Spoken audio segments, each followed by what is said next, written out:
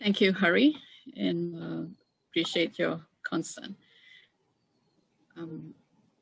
Thank you so much for UNEP, AIT, and all the organizers, especially my friends Hari and Kyoko for initiating this very significant webinar that our friends can join to this happen and to listen to each other.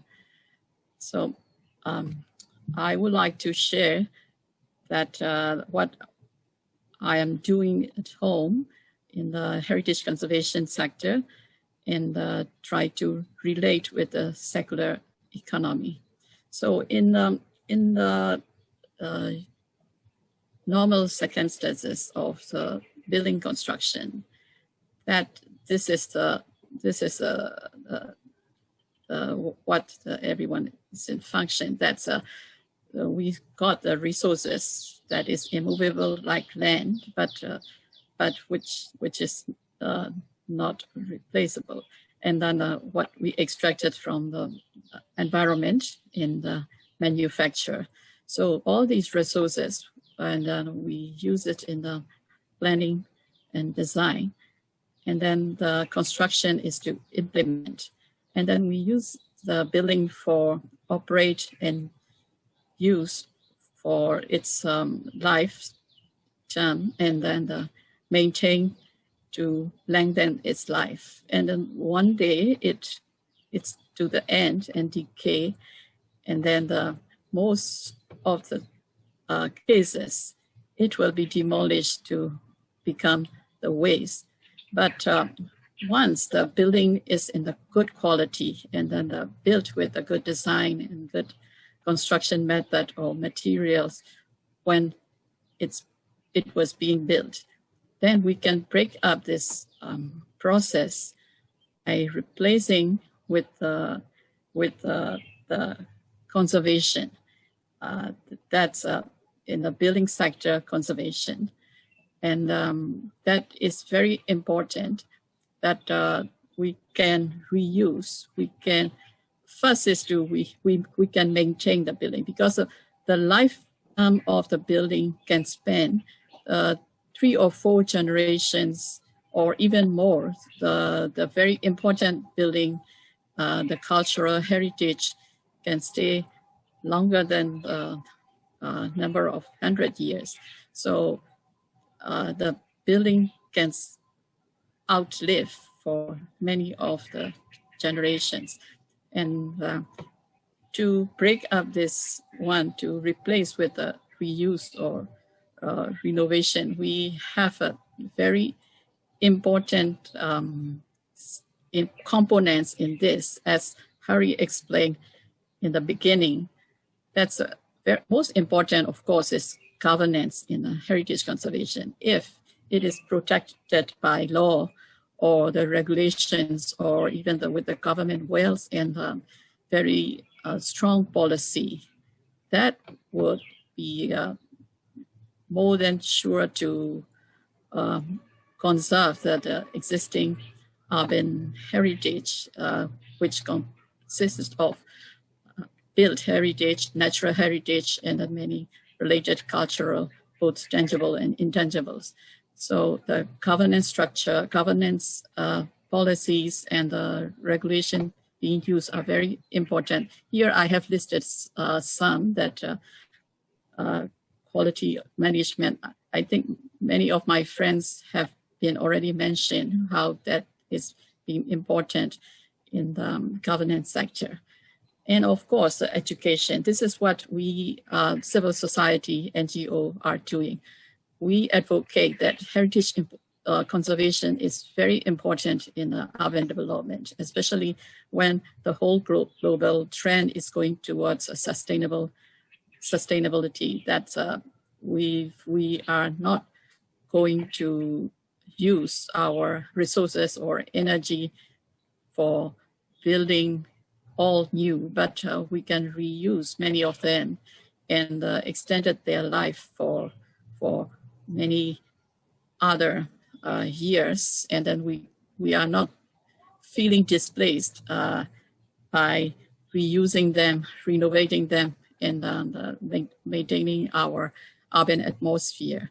That's advocacy and public awareness are very important. Even we have the strong governance by having the law or protection or the regulations, but what is, if you don't know, if you don't have awareness, even the decision makers can decide the wrong decisions.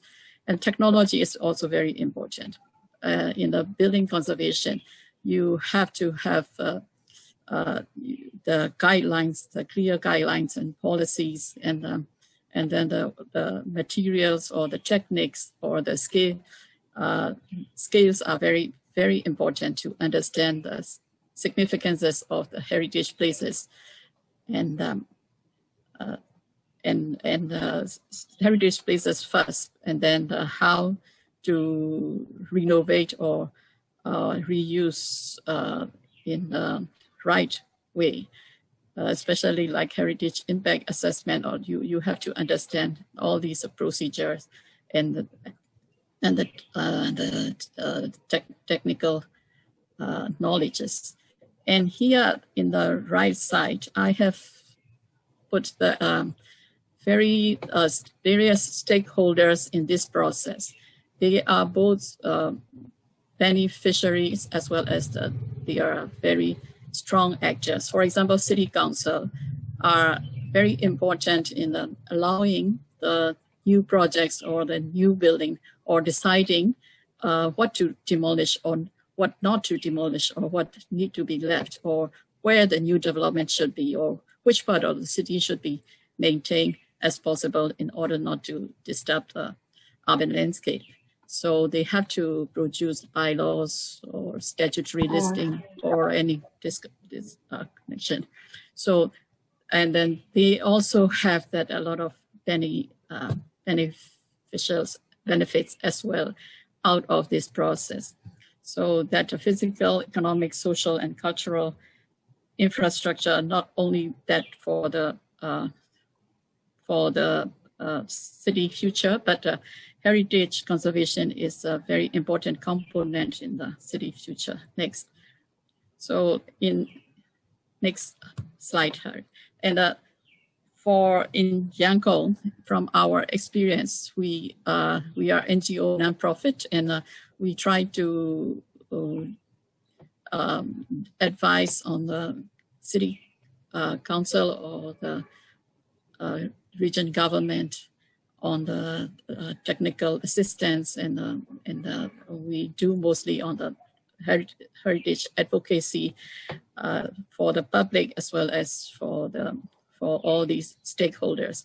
So we have that urban heritage in the buildings and the natural landscape, the characters and streetscapes or atmosphere, and then the society, livelihood, and also recalling the memory by linking the city's past to the people is very important for especially the young generation for being proud of the city. And then we now move to like a city level, not only the building or compound or the partial conservation, but for increasing the livability and reviving the walkability or things. That is also very important, and encouraging, promoting the public space and place making, and then encouraging the government to strict on the control of height or the regulate on the improper new development. So that's outcomes are well preserved, important places, as well as the regeneration of the part of the city or with providing the better public spaces or even the local businesses to regenerate it and a more attractive city for the new potential investments, as well as maintaining uniqueness may attract the tourism income of the city. And next, sorry. And then here I have shown the graphic that is from the Hookah article in 2019 that she's trying to relate that heritage conservation and circular economy. In this graphic, that what importance is in the left, the most important from the left to the right, and then from the inner ring to the outer ring. So, of course, for the important and significant architecture or historical importance places, you have to maintain to the extent it's, and then you need to keep repairing or refurbish, or at one time you may renovate according to the heritage guidelines, and then not to miss its significances. Or even if you are going to relocate or need to remove from reconstruct, then you can reuse its component. Even at one stage, you really need to remodel or things, or even you need to demolish for being dangerous for the occupier. You can still reuse even its debris or recycle the parts. So the photos are what we are doing regarding the building conservation. Apart from that, we also doing for the urban design, the street improvement, and other assistance to the municipalities and the city's government. Thank you very much.